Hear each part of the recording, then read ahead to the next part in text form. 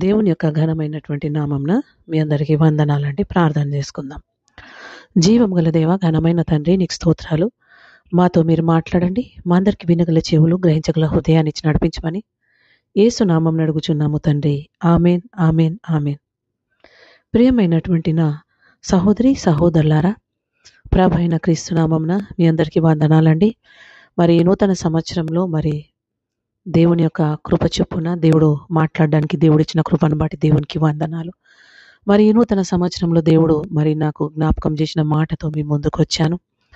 మరి గత సంవత్సరం అంతా భద్రపరిచి మరి ఈ నూతన దినాన్ని నూతనపరిచి నూతన సంవత్సరాన్ని మనకి ఇచ్చిన దేవాతి దేవునికి ఎన్ని కృతజ్ఞతలు చెల్లించినా అది తక్కువే అండి.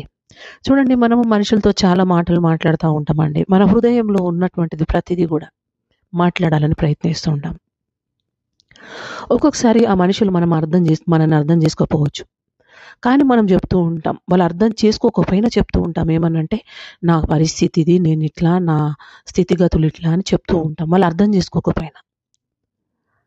అయితే చాలా మాటలు మనుషులతో మాట్లాడుతూ ఉంటాం, వాళ్ళని ఆకట్టుకోవాలని, లేకపోతే వాళ్ళ మెప్పు పొందుకోవాలని ఇట్లా మాట్లాడుతూ ఉంటాం. కానీ ఈ నూతన సంవత్సరంలో దేవుడు మనకేం నేర్పిస్తున్నాడు తెలుసా అండి? మనుషులతో కాదు ఎక్కువ మాట్లాడేది, దేవునితో ఎక్కువ మాట్లాడమంటున్నాడండి. చాలాసార్లు మనం మనుషులకు ఎక్కువ ప్రాధాన్యత ఇస్తూ ఉంటాం, చాలా ప్రిఫరెన్స్ ఇస్తూ ఉంటాం. కానీ నువ్వు ఈ నూతన సంవత్సరంలో నేర్చుకోవాల్సింది ఏంటి తెలుసా? దేవునికి ఎక్కువ ప్రిఫరెన్స్ ఇవ్వడం నేర్చుకో. మరి ఎక్కువ ప్రాధాన్యత దేవునికి ఇవ్వును, దేవుని ఆకట్టుకో, దేవుని మెప్పు పొందుకో. అందుకే అంటాడు కదా, బల నమ్మకమైన మంచి దాసుడా అన్నటువంటి మెప్పును పొందుకునే బిడ్డగా మనం ఉండాలి. కానీ మన జీవితము, మనము ఎలా బ్రతుకుతున్నాం, మనం ఏం మాట్లాడుతున్నాం, ఎలా ఉంటున్నాం అని ఒకసారి మనను మనం పరిశీలన చేసుకోవాలండి. నువ్వు మనుషుల దగ్గరికి వెళ్ళి నీకున్న బాధ, నీకున్న కష్టం, నీకున్న ఇబ్బంది నువ్వు చెప్పుకున్నప్పుడు అతని దృష్టికి నువ్వు నీచుడుగా అయిపోతావేమో. కానీ నువ్వు ఎప్పుడైతే దేవుని సన్నిధికి వెళ్ళి మాట్లాడుతూ, దేవా నా పరిస్థితి ఇది, నేను ఈ కష్టాన్ని ఎదుర్కొంటున్నాను, ఈ బాధను ఎదుర్కొంటున్నాను, ఈ సమస్యను ఎదుర్కొంటున్నానని నువ్వు మాట్లాడినప్పుడు దేవుడు ఆ సమస్యలోంచి బయటికి తీస్తాడు. కానీ మనుషులు ఎవ్వరు మనం తీసుకొని రాలేరండి. కానీ ఈ లోకంలో మనం జీవిస్తున్నామంటే అది దేవుని యొక్క కృపనే అండి. కాబట్టి మనం ఎక్కువగా మనుషులతో కాక దేవునితో ఎక్కువ మాట్లాడడము అలవాటుగా మార్చుకోవాలి. అంటే మనుషులతో మాట్లాడద్దని నేను అనడం లేదు, కానీ మనము మనుషుల కంటే దేవునితో ఎక్కువ మాట్లాడడం నేర్చుకుందాం. చూడండి, మనం చాలాసార్లు మనం ఏం చూస్తుంటామంటే, మనుషులతో మాట్లాడే ప్రయత్నం చేస్తూ ఉంటాం, కానీ దేవుని పక్కన పెట్టేస్తామండి. దేవునితో మాట్లాడితే దేవుడు నాకు కనబడడు కదా, దేవుడు నాకు కనబడి నాకు జవాబు ఇవ్వడు కదా అని అనుకుంటాం. కానీ నువ్వు మాట్లాడే ప్రతి మాట ఆయన వినేటటువంటి దేవుడు అండి ఆయన. అందుకే చూడండి, కీర్తనల గ్రంథం 18వ కీర్తనలో చూస్తే అది నాకు చాలా ఇష్టమైనటువంటి మాట నేను చూశానండి. చూడండి, యెహోవా నా బలమా, నేను నిన్ను ప్రేమించుచున్నాను. ఈ మనిషి ఇక్కడ ఉన్నటువంటి కీర్తనకారుడు మాట్లాడుతూ దేవునితో మాట్లాడుతూ ఉన్నాడు. మనుషుల దగ్గరికి వెళ్ళి చెప్తలేడు, నువ్వు నా బలం. మనుషులతో అంటలేడు, నువ్వు నా బలము అంటలేడు. భార్య దగ్గరికి వెళ్ళి నా బలం అంటలేడు, భర్త పిల్లల దగ్గరికి వెళ్ళి నా బలం అంటలేడు. ఏమంటున్నాడు తెలుసా? యెహోవా నా బలమా అంటున్నాడండి. అంటూ నేను నిన్ను ప్రేమిస్తున్నాను అంటున్నాడు.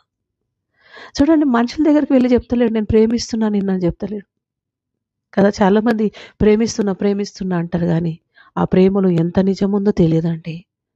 ఈ లోకంలో చాలా మోసపూరితమైనటువంటి ప్రేమను మనం చూస్తూ ఉన్నామండి.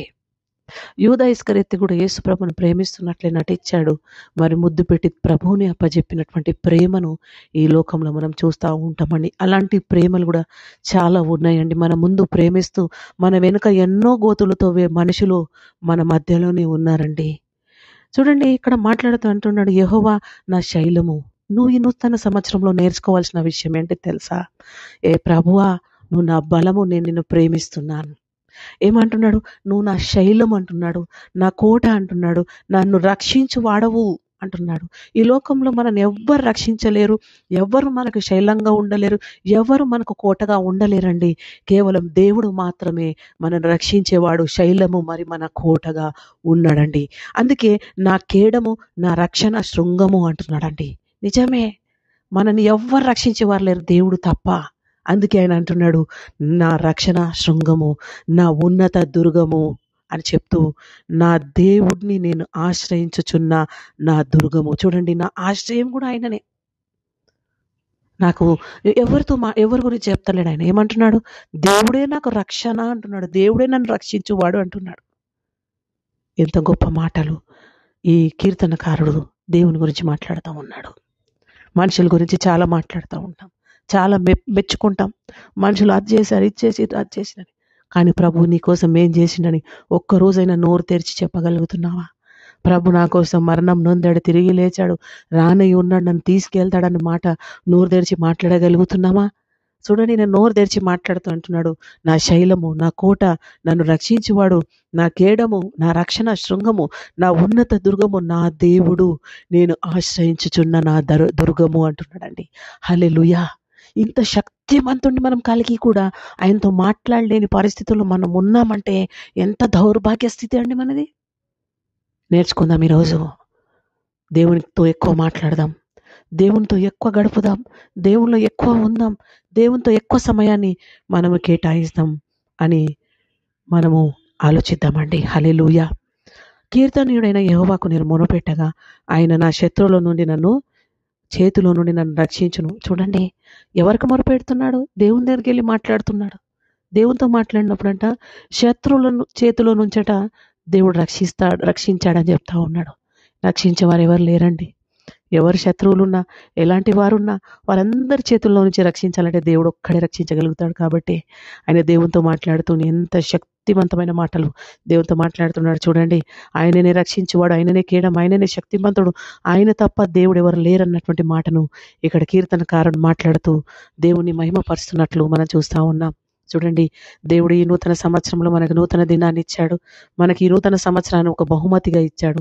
మరి ఈ బహుమతిగా ఇచ్చిన ఈ సంవత్సరంలో మరి నిత్యము మనం దేవునితో మాట్లాడుతూ, నిత్యము ఆయనను మహిమపరుస్తూ, ఆయన నామానికి ఘనత, మహిమ, ప్రభావాలు తెచ్చే విధంగా మనం జీవిస్తూ ఆయనతో ఎక్కువ సమయాన్ని గడుపుతూ ఆయన కోసం జీవించాలని దేవుడి మాటలు దీవించునుగాక. ఆమేన్.